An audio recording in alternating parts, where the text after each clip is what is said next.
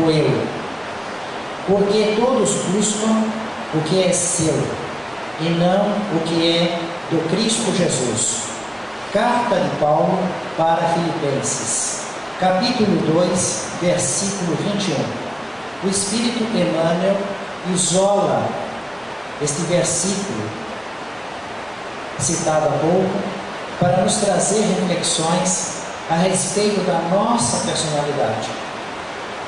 A cortina do eu, o título que ele escolhe. Muito importante, porque todos nós temos o nosso eu, ainda evoluindo, misturando erros com acertos, virtudes com imperfeições, ignorância com conhecimento. A cortina do eu existe na nossa realidade. Fôssemos nós espíritos bons, e esta cortina seria um simples véu, muito tênue, muito transparente. Fôssemos um espírito puro, seria totalmente ausente. O pensamento contínuo, um com o Pai, com Deus. No entanto, a nossa realidade ainda é uma forte influência da nossa personalidade, do nosso eu, das nossas obras. E o interessante é que o Espírito Emmanuel, ao isolar este versículo, porque todos buscam o que é seu e não o que é do Cristo Jesus, em seu comentário, é todo focado no trabalho espiritual, dentro das atividades do Evangelho, do estudo, da vivência, da prática do Evangelho. E, estudando a carta inteira que Paulo escreveu para Filipenses, eu compreendi por que Emmanuel fez todos os comentários usando as circunstâncias possíveis da vida real na vivência do Evangelho. Por que isso? Porque na carta que Paulo escreveu para Filipenses, era dentro deste contexto.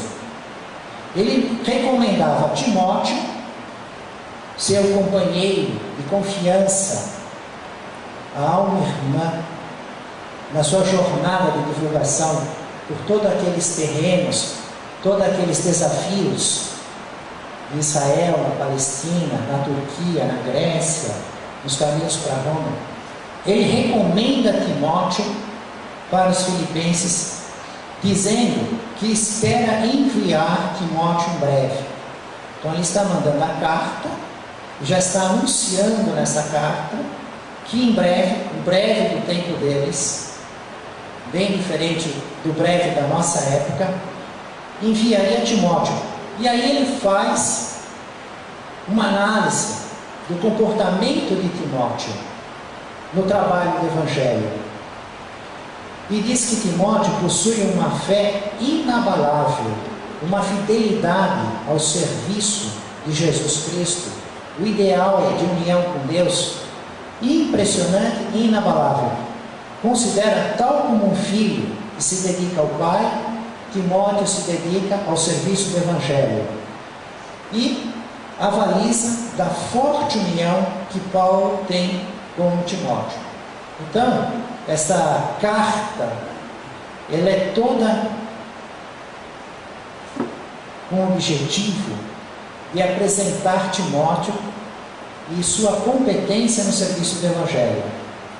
Emmanuel isola só esse versículo e traz dentro desse mesmo contexto para a nossa realidade. Inicia assim: em verdade, estudamos com o Cristo a ciência divina de ligação com o Pai. É o que fazemos em todos os nossos estudos. É uma ciência de nos ligar a Deus, evoluir espiritualmente. Mas ainda nos achamos muito distantes da genuína comunhão com os interesses divinos. Por trás da cortina do eu, conservamos lamentável cegueira diante da vida. Examinemos imparcialmente as atitudes que nos são peculiares nos próprios serviços do bem, de que somos cooperadores iniciantes. e observaremos que, mesmo aí, em assuntos da virtude, a nossa percentagem de capricho individual é invariavelmente enorme. E faz uma comparação com a antiga lenda de Narciso, que permanece viva em nossos mínimos gestos, em maior ou menor porção. Em tudo e em toda parte, apaixonamos-nos pela nossa própria imagem. E depois começa a citar circunstâncias práticas, várias delas. Vamos ver apenas algumas. Quando superiores aos princípios que esposamos são apresentados, como nos comportamos nós? Porque a criatura chega com um contexto de pensar, de entender e de interpretar. E de repente, se vê diante de uma explicação mais racional, mais lógica, partindo de outra pessoa, de um outro colega. E aí? Ele muda? Ele adere àquilo que é mais lógico? Ou ele continua insistindo do seu jeito, apresentando a sua proposta para sempre porque é a sua e não é a do outro? Princípio superior que não vem de mim não é superior, é inferior, né? Então essa é a realidade, uma delas, métodos e processos que se exteriorizam de nosso modo de ser e de entender. Porquanto seu serviço evolui e se aperfeiçoa, refletindo o pensamento de outras personalidades acima da nossa, operamos quase sem perceber a diminuição do nosso interesse para com os trabalhos iniciados. A realidade é que é tão forte ainda a cortina do eu, que quando estamos lendo o texto, dá a impressão que não acontece conosco, que isso acontece só dos isso comigo, mas não vejo isso na instituição que eu estou trabalhando, né? Parece que Emmanuel está falando de um outro século, de outra pessoa, porque ainda a realidade é essa, né? A gente não está tão apaixonado pelas nossas ideias, pelo nosso estudo, pelo nosso conhecimento, pelo nosso jeito de interpretar, que ele vai citando os comportamentos, e é difícil a pessoa olhar, puxa, mas olha aqui, será que eu não estou vivendo essa circunstância? Será que não está acontecendo comigo? Na casa que eu trabalho, eu frequento? Então vamos até, em vez de ficar insistindo nessas realidades apresentadas por Emmanuel, vamos deixar elas para pensar em casa. Vamos direto para a conclusão. Cada um de nós, de modo geral, vive à procura do eu mesmo. Entretanto, graças à bondade de Deus, o sofrimento e a morte nos surpreendem na experiência do corpo e além dela, arrebatando-nos aos vastos continentes da meditação e da humildade, onde aprenderemos pouco a pouco a buscar o que pertence a Jesus Cristo, em favor de nossa verdadeira felicidade dentro da glória de viver. Então, a cortina do eu ainda é muito forte. Ele nos apresenta ilustrações de possíveis realidades que podemos ou não estar enquadrados, como sugestão de reflexão, e diz que a morte nos traz a correção necessária com o sofrimento quando estamos inseridos no erro.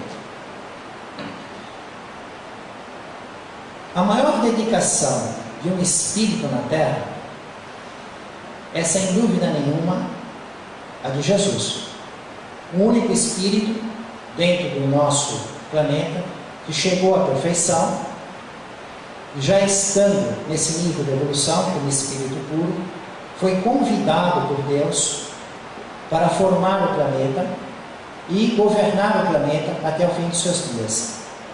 Sabemos, pelo ensino dos espíritos superiores, especialmente do espírito Emmanuel, através da psicografia de Chico Xavier, no livro Caminho da Luz, e também na codificação espírita, no Livro dos Espíritos e outros, que os planetas têm uma vida, nasce, vive e morre.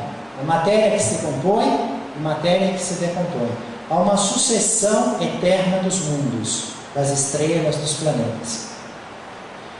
Bom, saindo do nível máximo de Jesus, imediatamente encontramos o nível dos espíritos superiores. Os mensageiros, os anjos que auxiliam Jesus em seu governo espiritual na Terra, com a quase totalidade deles nunca encarnando na Terra. E quando encarnam, muito eventualmente, fazem uma vida de missionários, aqueles espíritos que estão próximos da perfeição. E aí, essa hierarquia dos espíritos, com seus indefinidos graus de evolução, começa a se aproximar da nossa realidade. E chegando no nosso nível, mesmo nos discípulos de Jesus, quer dizer que estamos falando dos discípulos de Jesus. Imaginem só, né? Vamos ver o que está acontecendo com eles dentro do Evangelho e a cortina do eu. Até agora há pouco, eu estava lendo aquela lição de Emmanuel e falando assim, mas nós não estamos pensando o que acontece conosco, né? A maioria dos rostos estavam cegos assim, né? Eu senti tanta dificuldade na gente se ver nisso que eu já pulei, parei de citar os exemplos, né? Vamos ver os discípulos do Evangelho. Eles estariam acima do nível de evolução que nós estamos? Pedro, André, Judas, João, né? Aqueles 12 discípulos, entre o nível de evolução deles e o nosso. Como é que é o comportamento deles? Cadê a cortina deles? Vamos ver um momento, né, tirado do Evangelho, das anotações, deles próprios. Eles vinham a caminho e conversando e discutindo entre eles. E qual era o assunto da discussão? Qual era o problema da discussão? Quem é o maior? Quem será o maior no reino dos céus? Imagina os 12 disputando o primeiro lugar, né? Jesus não estava presente, os 12 andando juntos, conversando entre eles, indo ao encontro de Jesus, à distância, e discutiam entre eles, eles que presenciavam o ensino do reino dos céus, as parábolas, as curas, toda a doutrina vindo diretamente do Cristo, o ensino que era apresentado ao público e as explicações em particular, com todo aquele desenvolvimento, aquelas minúcias, que podemos até ver algo no livro Boa Nova, do Espírito Humberto de Campos, na produção mediúnica de Chico Xavier, que nos trazem uma série de revelações a respeito da vida de Jesus e dos discípulos. Mas o que estavam discutindo eles? Fora da caridade na salvação? Fé raciocinada, fé inabalável, somente aquela que pode encarar a razão face a face em qualquer época da humanidade. Alguma das virtudes, humildade, paz, paciência, algum serviço social, estudando alguma cura que Jesus fez, algum dos seus milagres e seus sinais? Nada disso. A cortina do eu. Todo mundo, um olhando para o outro, pensando, bom, quando chegar o reino dos céus, quem de nós será o maior? Quem será o maior? E aí, eles não têm um acordo, porque cada um pensa que assim, fizesse uma eleição, dava um voto para cada um. Nenhum em branco, nenhum tinha 2 votos, cada um votava nele mesmo. Chegaram, encontraram Jesus, e Jesus pergunta isso para eles: o que vocês discutiam, o que vocês falavam no caminho? Todos eles coraram na hora. Por quê? Porque se fôssemos nós, estivéssemos andando, conversando no grupo, encontrava uma pessoa, estivéssemos falando algo, se a pessoa pergunta, e esse assunto não dá para falar para a pessoa, a gente desconversa, fala uma coisa que não tem nada a ver, e a pessoa não fica sabendo de nada, não é? Se nós estamos numa conversa de adulto, chega uma criança, faz uma pergunta inconveniente, estamos falando de um segredo de família, né? Estamos atendendo o fiscal do imposto de renda, aí chega alguém, faz a pergunta, eles conversam tudo, não é assim? Só que não dava para fazer isso com Jesus, porque eles sabiam que Jesus conhecia o pensamento de todos, conhecia as pessoas. Um dos evangelistas, me parece o João, até anota que não era necessário apresentar às pessoas, dizer para Jesus: ó, essa pessoa tem esse passado, vem disso, acontece com isso, tem essa virtude, tem... Não, com ele sabia tudo da pessoa e não era possível enganá-lo. Imagina hoje, com todos os documentos, os procedimentos de identidade, e enganamos, falsificamos, acontece de tudo na humanidade. Jesus, sem absolutamente nada, ele viu o corpo espiritual, o passado, as tendências, tudo. Então eles foram surpreendidos, né, e coraram em si, porque eles estavam falando de um assunto, discutindo entre eles quem era o maior no reino dos céus. Caindo em si, né, nós estávamos fazendo algo completamente errado, totalmente contra o ensino que o mestre oferece, né? Eles caíram-se, acendeu aquela consciência do erro. Então Jesus diz para eles que se alguém quer ser o primeiro, seja o último, seja o servo de todos, no sentido de que o maior é aquele que serve ao bem geral, o espírito que mais trabalha. Por que Jesus é o número 1? Porque ele é o maior de todos. Porque é o que mais trabalha por todos. Por que não somos nós? Porque o trabalho é de acordo com a competência. Você não pode ter lá o avião, né, e aí põe qualquer um lá para pilotar. Existe uma técnica, precisa ter um preparo físico, um conhecimento técnico de aerodinâmica, das leis de motores, né, um plano de voo, conhecer o aparelho, uma experiência, inclusive uma moral, porque não é só saber pilotar, precisa ter o desejo do bem, senão as torres gêmeas foram destruídas com excelentes pilotos, que fizeram uma operação de precisão, um cálculo de como um avião ia derrubar um prédio onde tinha que bater e bater no lugar certo. Então tem que ter um conhecimento técnico aliado de uma moral. E aí pode fazer o bem de todos, transportar aquelas centenas de pessoas. Então, para trabalhar junto com Deus na evolução de bilhões de pessoas, não tem espírito que se aproxima da Terra, que sai das dimensões do planeta, o controle da imigração e migração. E temos noções no próprio livro A Caminho da Luz de espíritos que vieram de outros lugares da constelação de Capela e realizaram aqui um progresso, a construção das pirâmides, as mumificações, está lá no Museu do Egito, na Sala dos Faraós, aquela impressionante obra, aquele trabalho fantástico feito ao sol, o corpo está lá quase 3.000 anos, corpos que ficaram na época de Moisés, Ramsés II, né? Estão lá aquelas múmias, até hoje, fazendo uma obra que é um desafio para a nossa ciência atual explicar aquilo. Então todos esses espíritos, esses bilhões de espíritos, que estão encarnados e desencarnados nas cidades espirituais, em todos os níveis de evolução, sendo trabalhados continuamente pelo Criador,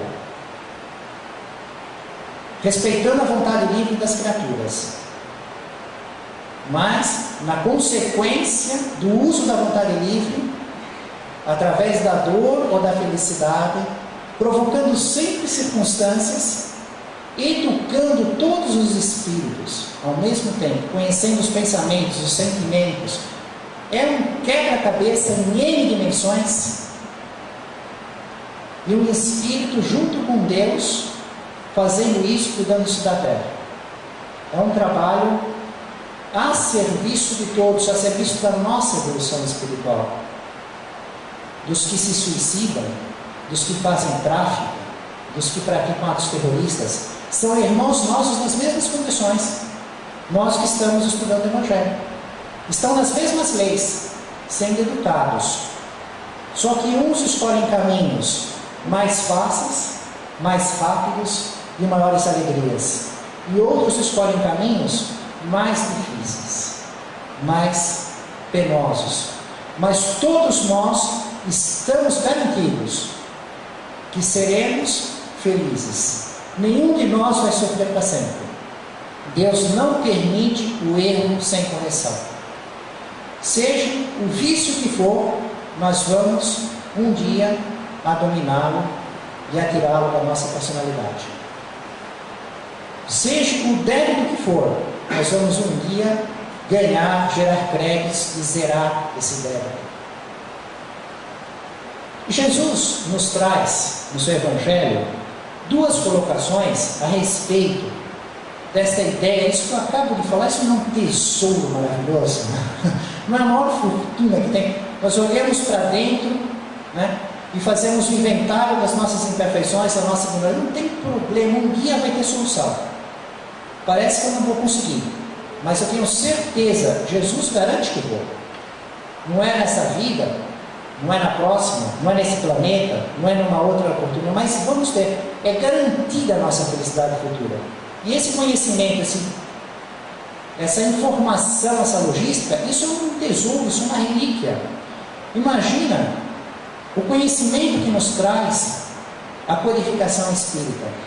As perguntas de Allan Kardec, aquelas milhares, 1019 respostas no Livro dos Espíritos, toda aquela explicação a respeito de como é o nosso ser, o corpo espiritual, como é que nasce, como é que morre, como podemos trabalhar, como é que é a relação com os espíritos. E isso ainda é uma pequena parcela de todo um conjunto de aprendizado que realizaremos como espíritos. Mas é o tesouro que tem na Terra. E Jesus traz, então, duas parábolas a respeito dos tesouros. Ele traz uma que fala de um campo, e que há no campo um tesouro, um homem acha um tesouro escondido no campo. O que ele faz? Ele vende tudo que ele tem para comprar aquele campo. Porque tudo que ele tem não vale aquele tesouro que está escondido naquele campo. Então ele troca, vende todas as coisas e compra aquele campo, porque lá tem um tesouro escondido. E ele também fala de um mercador que buscava pérolas de grande valor, até o dia que ele encontra uma pérola de um valor incalculável, inestimável. Aí ele vende todas as suas coisas para adquirir aquela pérola. Jesus se utiliza de figuras na época de um forte valor emocional no povo judeu. A questão da pérola era o significado do presente que Deus oferece, colar de pérolas. A união da criatura com o Criador, o casamento. Então nós, a humanidade, somos a noiva do casamento com Deus. Temos que providenciar a nossa adequação para realizar esse casamento. Nós recebemos o presente, né? Foi pedida, a humanidade foi pedida em casamento com Deus, com o Criador. Recebe um presente, o colar de pérolas. Então, a pérola tem um sentimento emocional, porque vem desde a infância, desde os 5 anos, que eles vão ouvindo a Torá, vão ouvindo as explicações dos meninos, e depois os 13 na sinagoga. Toda a mentalidade, o sentimento do judeu, ele tem aquela ideia emocional vinculada à pérola. Enquanto que hoje, quando falamos em pérola, nós pensamos numa joia de ostentação. E não relacionamos a nossa união com Deus. Mas para os judeus da época, quando se falava o mercador que procurava pérolas, eles já são levados a pensar na união com Deus. E da mesma maneira o campo, que hoje, quem que vai no campo? Nós vamos nos feriados, para lazer, nos sítios, né? Quem gosta do campo, de fazenda, tem outros que preferem ir na praia. Os alimentos nós compramos no mercado. O vinho, vamos lá, escolher um rótulo, tudo assim. Quem que vai ficar plantando, colhendo? Mas na época de Jesus, o campo era muito presente.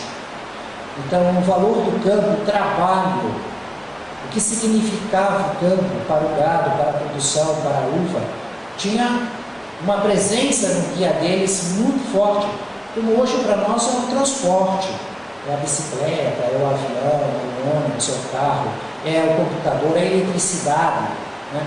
Fica sem água em casa, é uma loucura. Ficar sem eletricidade, vai subir os andares todos a pé, são coisas que estão ligadas no nosso dia a dia. Naquela época, então Jesus fala do campo, que já chama um valor emocional muito forte. Como estamos falando em tesouros, falamos aqui nessas parábolas, nós vamos ver uma circunstância, um fato real, que Allan Kardec nos traz na Revista Espírita, no mês de dezembro de 1864, que forma uma espécie de uma colcha de retalho. Nós vamos entrar por tesouros, vamos entrar pela cortina do eu, vamos ver um pouco desse tesouro da informação da codificação espírita, né? Vamos fazer uma ilustração hoje com uma colcha de retalhos. Vamos observar os enfeites, observando esta publicação que Allan Kardec fez no Jornal dos Estudos Psicológicos, a Revista Espírita, na época de Allan Kardec, em 1864, 150 anos atrás. Ele coloca isso nas notas bibliográficas.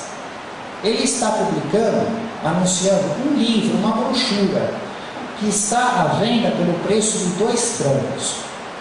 Quanto será que seria isso em euros hoje, né? Naquela época, 2 francos. E ele anuncia lá o endereço, o editor, todos os lugares que estão à venda. O interesse dele é só o conteúdo daquela brochura, daquele livrinho pequeno. Ele não ganha comissão nenhuma, não é livreiro, todo o trabalho é por caridade. Mas o que acontece nessa brochura, nesse pequeno livro? O título é assim: Como e por que me tornei espírita? E é a experiência de um senhor chamado J. B. e aí o nome francês. Como eu não sei falar o francês, se eu ler tudo em português, e alguém que conhece o idioma francês pode falar, mas ele faz cada uma. Eu também não vou falar o nome que eu não sei, então eu vou chamar ele de JB. Que são as iniciais. O nome ele não colocou, será que era Jean Batista? Eu não sei o que era o nome. Eram 3 nomes, nome e sobrenome, né? O sobrenome, o último, ele colocou todo em francês. Aí, mas eu não sei pronunciar isso em francês, também não vou ler em português como está escrito em francês, que eu faço às vezes assim. E quem conhece o francês, é aquele, nossa, mas que cozinhar, né? Ainda mais agora, grava, às vezes é pela internet, o pessoal está longe lá vendo. É melhor ter um pouco mais de cuidado com esses detalhes. Como em JB, vamos sim, de JB. A experiência do JB é durante 20 anos e antes da publicação do Livro dos Espíritos. Antes da publicação do Livro dos Espíritos. Durante 20 anos, ele acabou descobrindo que espíritos existiam e que se comunicavam com os homens. Pela circunstância das coisas. Ele não estava fazendo um trabalho de pesquisa como fez Allan Kardec. Fez perguntas, respostas, não. Ele viveu uma realidade, e nesta realidade, a circunstância disso, ele acabou percebendo que existiam espíritos, e esses espíritos se comunicavam com os homens. Aliás, a parte que se revelou para ele, infelizmente, foram os espíritos maus, perversos, enganadores. E foram 20 anos de angústia e muito sofrimento. Então, a brochura, o livro dele é a descrição detalhada de 20 anos de fato que ocorreu com ele na vida dele e que servia de lição para que outros, conhecendo a experiência dele, não passassem pelo mesmo sofrimento, pelas mesmas ilusões, pelo mesmo caminho. E Allan Kardec achou tão interessante que ele disse assim: se eu fosse comentar todos os detalhes que esta brochura, esse pequeno livro merece no comentário, eu ficaria dois meses de revista espírita, 2 edições só falando nisso.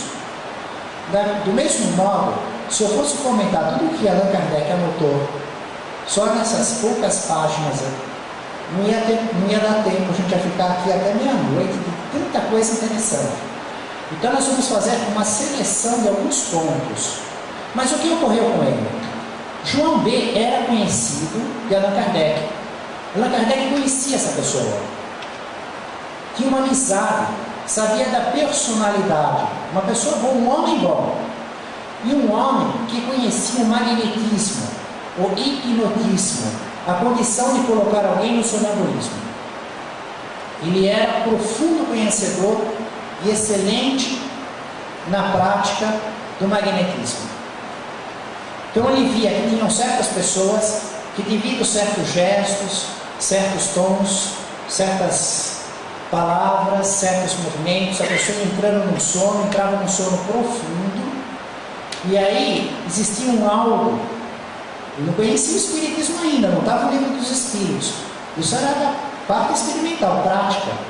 Ele via que existia um algo nessa pessoa, isso acontecia com certas pessoas, que talvez fosse a alma, tinha que ser a alma, porque se afastava do corpo que ficava dormindo e falava, respondia. E essas respostas eram verificáveis e em algumas pessoas tinham uma exatidão enorme.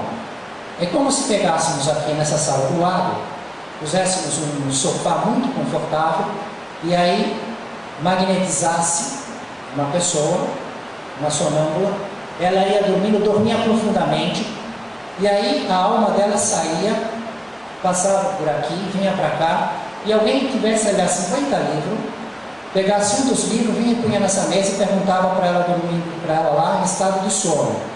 É assim que eles faziam. Não foi o único caso. E dá para fazer hoje também.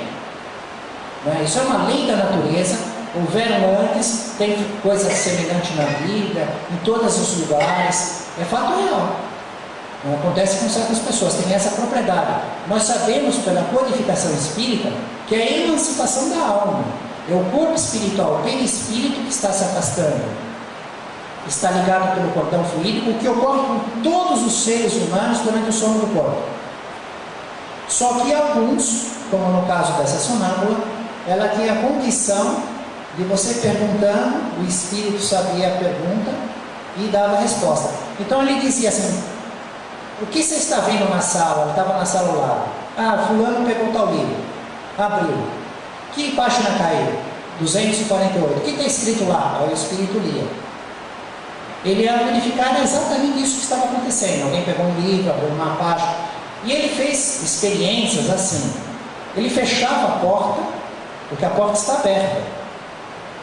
Aliás, eu deixei a porta aberta não pensando nisso, porque eu liguei o ar-condicionado lá.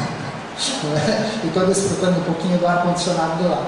Mas ele fazia experiência com a porta aberta, com a porta fechada, e funcionava. Ele via que o espírito passava por uma sala com todas as portas fechadas. Aliás, esse recurso, de vez em quando, eu utilizo com espíritos que pensam que estão vivos. Eles já morreram e não reconhecem. Eu convido eles, falo: olha, está vendo a porta lá? Vai lá, vê se você passa para lá. Eu convido eles a andar por dentro das paredes. E eles caem em si quando eles começam a pensar: peraí, como é que eu estou passando pela parede, eu não abro a porta e passo por dentro? Que é uma coisa estranha, para ver se ele entende que ele já desencarnou. E muitas vezes ele dá resultado. E ele fazia isso, e ele fazia de uma maneira que ele nem percebia. Chegou aqui, ninguém abriu a porta para ele entrar. Ele já chegou assim, só que ele não se ligou. Quando chama a atenção dele para um ponto, aí ele se liga. Bom, então ele fazia uma experiência assim na sonâmbula. Passava pelos lugares fechados e mais. Por exemplo, deixava a sala no blackout e abria o livro e mandava ela ler. Ela lia. Porque o espírito não precisava da luz para ler. Os humanos precisam.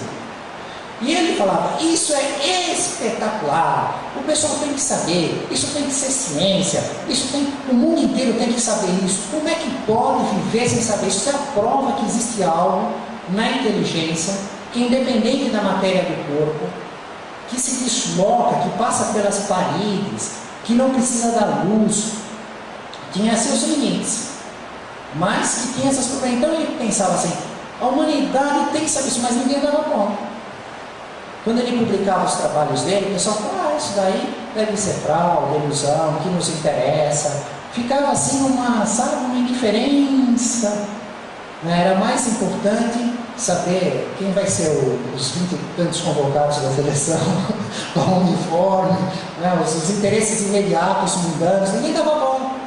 Aí ele pensou assim: eu tenho que fazer algo de tal maneira que todo mundo se interesse, já sei o que eu vou fazer.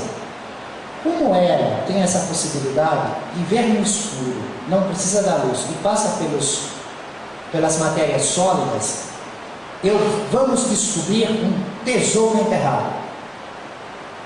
E aí, quando o mundo vê que a gente descobriu um tesouro enterrado, uma fortuna que estava num lugar, que deve estar num lugar, aí o mundo vai se interessar. E ele ficou 20 anos procurando o tesouro. Ele olhava no mapa lá, aqui vamos pesquisar esse parque, ia caçonando, viagens dificílimas, caríssimas, com lugares que não eram preparados como hoje, que a gente vai na França, que delícia passear na França, que turismo, tudo asfaltado, aquela infraestrutura, os hotéis, os castelos. Mas naquela época, naqueles lugares, nas pedras doídas, toda aquela circunstância, então ele ia para os lugares, provocava o sonambulismo, ele entrava em sonambulismo, começava a ver abaixo do solo, dentro das rochas, cavavam, e nada. Uma desilusão, não encontrava aqui, não encontrava lá, não encontrava lá. Foi nesses procedimentos que o espírito dela, que a alma dela, encontrou seres, que seriam os espíritos. Começou a conversar com eles. Então ele tinha uma conversa com esses espíritos por meio da sonâmbula. O que nós fazemos o ano inteiro, O que Allan Kardec fez o tempo inteiro, por mais de 1000 médios, conforme a circunstância. Uns escreviam, outros vinham, outros eram sonâmbulos. Então, nós também temos essa experiência, dentro de um certo grau, que o médium está mais desenvolvido, domina melhor a faculdade, não precisa entrar no sono ali, ele consegue manter a consciência de vigília e fazer esse intercâmbio. Hoje o celular, o telefone é sem fio, é muito mais evoluído do que aquele passado, aquele fio. Telefonista liga, nós estamos numa evolução superior. Mas naquela época estava dentro daquela circunstância. E conversando com esses espíritos, apareciam espíritos tão maus, tão horrorosos, tão perigosos, que a sonâmbula, a médium no caso, ficava aterrorizada, ficava sofrendo, e não tinham palavras que ele conseguisse tranquilizar um pouco. E por vezes apareciam espíritos bons, santos, maravilhosos, que estimulavam ele, que diziam que ele estava no caminho certo, que ele ia encontrar, que ele tinha que perseverar, mandavam ele rezar, pagar as novenas, fazer preces pagas das novenas. Acontece que o tempo passava, ele nunca encontrava nada. Esses espíritos, procura por tal lugar, quem sabe por lá. Teve uma época que ele cansou de pagar prece, falou assim: isso está custando tão caro, eu vou fazer prece por mim mesmo, vou obedecer eles, mas em vez de pagar para rezar, vou eu mesmo fazer minhas preces, porque eu vou diminuir esse custo. E teve um lugar que ele discrimina aqui, o campo, Vandéia, com pedras enormes, que de repente a sonâmbula, o sono dela foi tão profundo, que ela entrou num êxtase e teve um ataque epilético, assim, uma catalepsia, uma letargia, uma morte aparente. E eles pensaram que ela tinha morrido. Ficou completamente imóvel, esfriou, morreu. Imagina naquele lugar, numa circunstância que foi difícil não chegar, e ele descreve tudo nesse livrinho. Pena que não tem hoje para vender aqui, Seria muito interessante ler essa brochura. E depois trazer o corpo dela, e depois de muito tempo, eles pensando que ela estava morta no sofrimento, nas lágrimas, o espírito volta, tinha sido uma morte aparente. Então esses 20 anos de pesquisa, buscando o tesouro, e nunca encontrou o tesouro. Isso que ele publica. E aí Allan Kardec nos traz os estudos que ele publica no Livro dos Médiuns, no capítulo 26, os parágrafos 294 e 295, e todo um contexto de explicações a respeito dessa circunstância de encontrar o tesouro. O fenômeno existe é real, o sonambulismo, os espíritos existem, os maus espíritos existem. Ele até publica na brochura, ele foi, depois de tantos anos, ele aprendeu, ele falou assim, puxa vida, quer dizer que eu aprendi que os espíritos existem, espíritos maus, e aqueles espíritos que eu pensava que eram bons, muito provavelmente, eles eram maus espíritos fingindo que eram bons. Me fizeram gastar muito dinheiro pagando as novenas, eu nunca descobri tesouro nenhum, eu fui simplesmente iludido na minha falsa esperança, Então eu acabei sendo afrontado pelos maus espíritos que se mostraram rústicos, grosseiros, agressivos e por eles fingindo que eram bons, com palavras doces, benevolentes, alimentaram o meu ego. Vocês percebem quantos detalhes nessa colcha da cortina do eu, foi entrando para cá, para lá? Acontece o seguinte, Allan Kardec nos fala, se o tesouro fosse descoberto, isso seria realmente de utilidade? Seria algo para o bem ou para o ruim do fenômeno que ele queria que o mundo todo soubesse? Essa matéria desconhecida que é o corpo espiritual, os espíritos, esse magnetismo que ele controlava, essa força que ele queria que a ciência se ocupasse. Se descobrisse o tesouro, seria um benefício ou seria um malefício?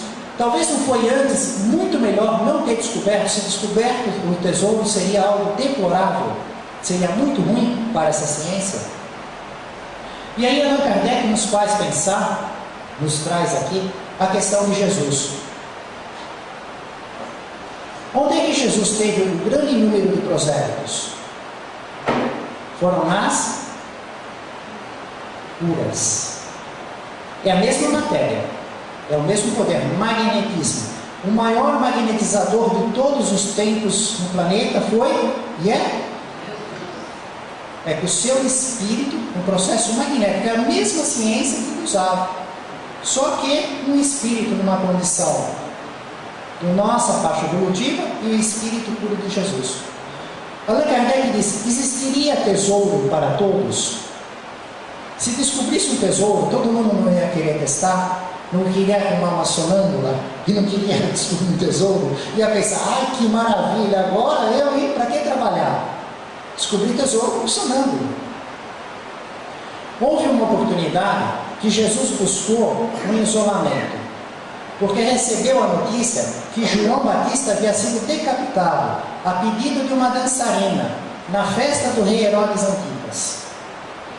Só que Jesus, no barco com seus discípulos, andando no lago de Nazaré, de Genezaré, no mar da Galileia, a multidão vendo Jesus no barco, correu para essa área aqui enorme, que não tinha nada, nenhuma aldeia por perto, para esperar Jesus chegar lá para o barco. Dizer, se Jesus está querendo se isolar, ninguém respeitou.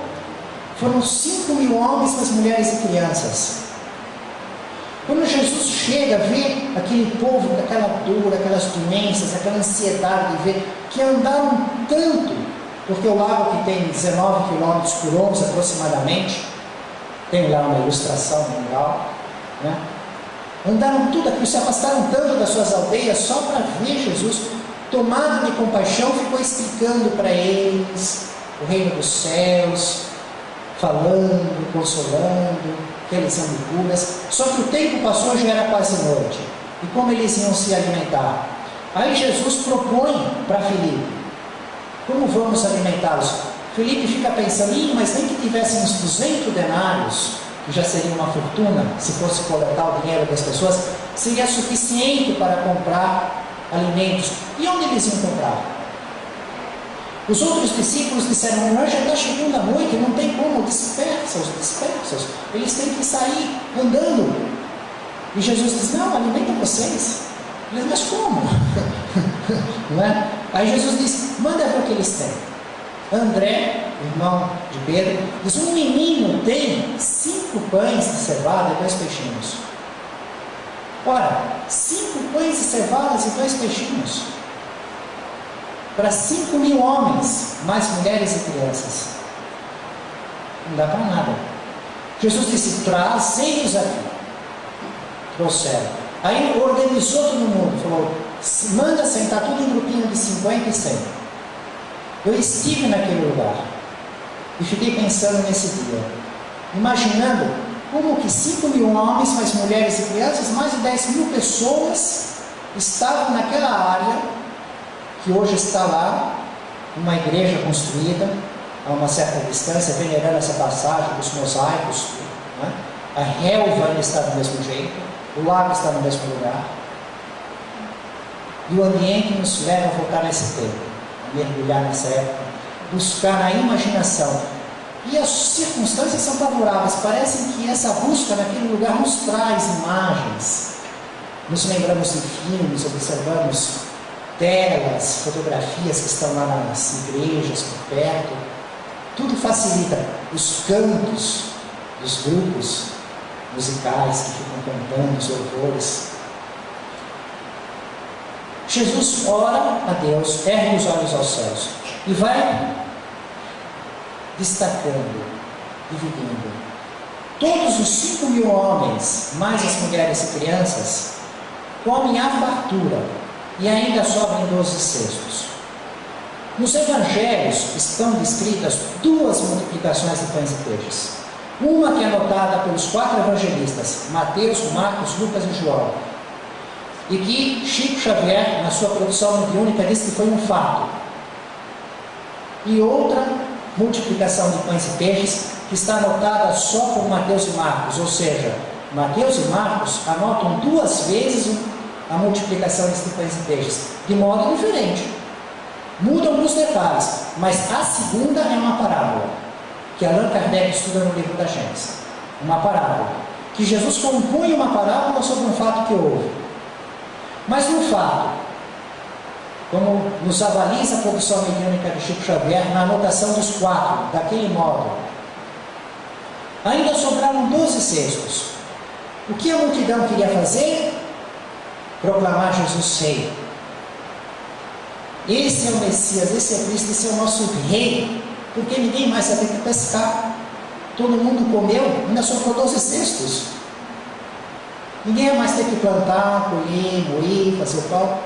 Jesus, sabendo que queriam proclamá-lo rei por causa da circunstância material, colocou os 12 discípulos num barco e mandou ir para Betsaída.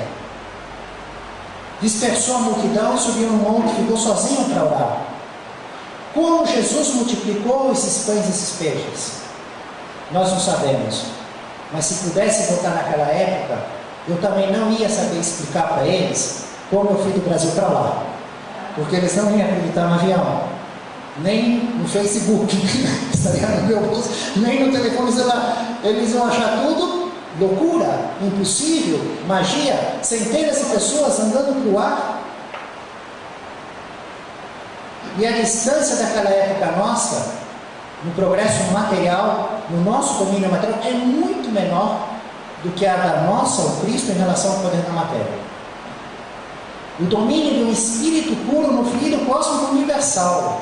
Ele conhece todas as leis da natureza, é capaz de transformar qualquer coisa dentro das leis da natureza, sem alterar lei da natureza.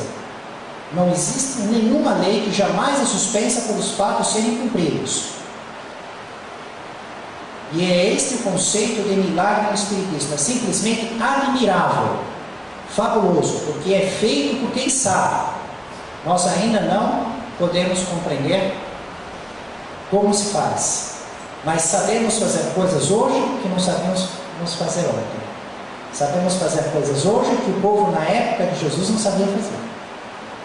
Então não é difícil aceitar, né? A cortina do eu tem que rasgar. Quanto é que nos falta de conhecimento? Quem somos nós para dar o limite do possível e do impossível? E dizer se Jesus pode ou não pode? Podemos dizer da nossa faixa, pode ou não pode, mas nenhum espírito puro. Cortina do eu, né? Que estamos estudando. Aí, o barco que tinha que ir para Betsaída saiu naquela noite, no começo da noite, encontrou um vento contra. O barco não chegou nunca. Era entre 3 e 6 da manhã, Jesus foi andando pela água. Jesus andava, o vento vinha, Jesus ia pela água, aí o barco parado, o barco não andava, só o Jesus andava. Eles olharam em espírito. Diz, não, sou eu. Pedro, mas o senhor está andando na água, eu também quero. Pedro vem, aí Pedro entra. Enquanto ele estava ouvindo a palavra de Jesus, ele andou um pouco. Quando ele pensou, mas espera aí, eu estou andando na água? Com esse vento, ele afundou. Ele perdeu a concentração, Jesus tirou ele, colocou no barco, mudou o destino, Cafarnaum. O povo todo queria Jesus, aquele que queria proclamar o rei, e fez o quê? Começou a procurar Jesus. Mas como? O barco de Jesus foi como? Ele subiu no morro, lá só tem água. Está em Cafarnaum. Foram para lá. Como o Senhor chegou aqui? Como ele conseguiu? Só dava para ir andando pela água. Ou volitando. Jesus foi andando pela água. Eles não sabiam, tinha essa multidão, não sabia. Só que Jesus disse para eles: em verdade eu vos digo, vós me procurastes pelo pão que saciastes a vossa fome, não pelos sinais que vistes. Na verdade, o que aquelas pessoas estavam procurando Jesus não é pelo aqueles ensinos da melhora moral, do reino dos céus, da aproximação da criatura com o Criador. Era para resolver os problemas materiais. Era pela facilidade da vida material que eles aspiravam. O pão que sacia a fome do estômago. E diz que eles têm que trabalhar pelo pão que mata a fome, a vida eterna, os valores imperecíveis. E não por aqueles valores, o pão que simplesmente vai ficar aqui na terra. Allan Kardec faz os comentários a respeito da cura de Jesus. Porque a cura aliviava as dores, e todos nós estamos doentes, precisando desse tratamento. Que os bons espíritos nos vêm pela misericórdia divina aliviar as nossas dores. E nos traz esse tesouro, porque é pão da vida eterna, é alimento do Espírito.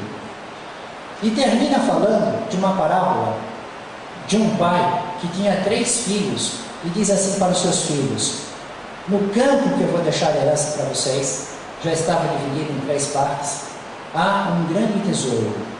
E aí o pai morre, cada um dos 3 filhos fica dono de uma parte. E aí o que fizeram os filhos? O primeiro filho foi lá, cavou, fez uns buracos. Eu estou procurando um grande tesouro, quem sabe está na minha parte. Não achou. O segundo filho olhou e falou: não, minha chance já muito bem. 33%, um terço já caiu fora, agora eu vou estar aqui e está lá. Né? Mas fez a mesma coisa que o outro irmão, cavou, fez um monte de buraco e tal, não achou tesouro nenhum. Aí o terceiro filho, mesmo tendo visto os outros 2, e só sobrava a parte dele, olhou para o terreno e trabalhou, lavrou o terreno, não cavou, lavrou, tirou tudo, arou, semeou, e teve uma produção maravilhosa, e ficou muito rico. E todo ano rendia. Esse era o grande tesouro, fruto do trabalho. E Jesus nos diz: trabalhai, não pelo pão que mata a fome do corpo, mas pelo pão que mata a fome do espírito. Família espiritual de Jesus, no caminho do reino dos céus, em nome do Mestre Jesus, louvado seja Deus.